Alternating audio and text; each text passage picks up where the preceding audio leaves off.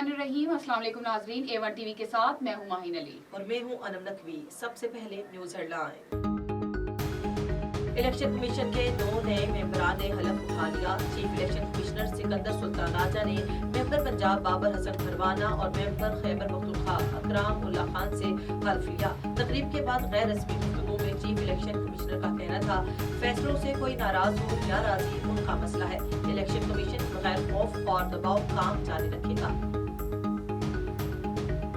Long मार्च को तहफ़्फ़ुज़ दिया जाए। तहरीक इंसाफ आज सुप्रीम कोर्ट जाएगी। पीटीआई की कानूनी टीम ने आईनी दरख्वास्त का मसूदा तैयार कर लिया। फवाद चौधरी कहते हैं, अदालत का जो भी फैसला आएगा इस पर आइंदा की हिकमत अमली बनाएंगे।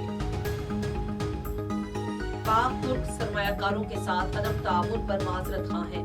वज़ीर आज़म शहबाज शरीफ का अंकारा में पाक तुर्क बिजनेस फोरम से खिताब।